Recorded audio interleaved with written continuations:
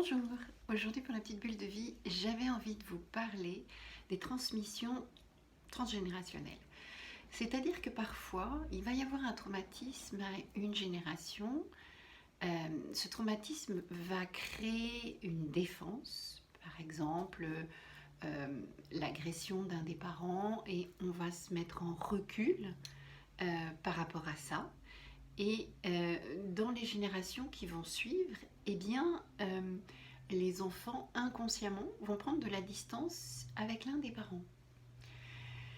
Sans savoir pourquoi. Alors, comme le mental est très fertile et il est capable de donner plein d'explications, il va donner des explications tout à fait rationnelles.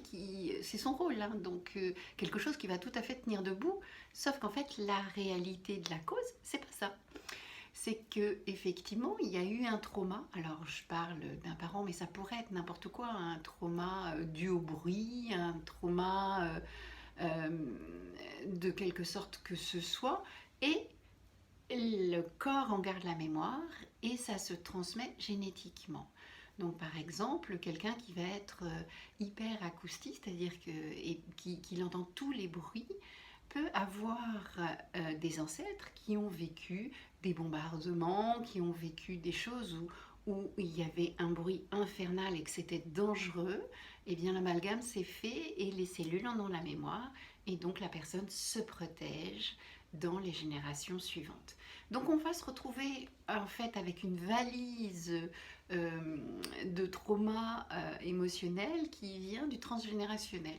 Et on va essayer d'y trouver ben, une raison qui va être une raison d'aujourd'hui.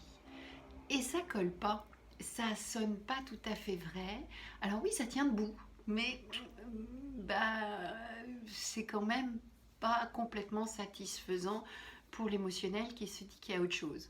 Donc on va parfois mettre en place des défenses, mettre en place des schémas de survie qui ne nous appartiennent pas, qui font pas partie de notre histoire à nous et qui font partie de l'histoire de nos ancêtres. Et ben, quand on n'a pas de solution, quand on n'arrive pas à se débarrasser de quelque chose, quand quelque chose est récurrent, peut-être se poser la question, qu'est-ce qui s'est passé? Si dans une famille, il y a une récurrence de quelque chose, se poser aussi la question, pourquoi en fait, de génération en génération, telle personne se brouille toujours avec sa mère ou se brouille toujours avec son père, d'une génération à une autre génération, une génération? Ben, ça appartient peut-être pas à la personne. Donc regardons un petit peu plus loin, qu'est-ce qui s'est passé dans les générations précédentes? Et parfois on peut débloquer les choses. Voilà, ben, c'était la petite bulle d'aujourd'hui. Vous pouvez toujours m'en trouver sur YouTube, Instagram et Facebook. Bye bye.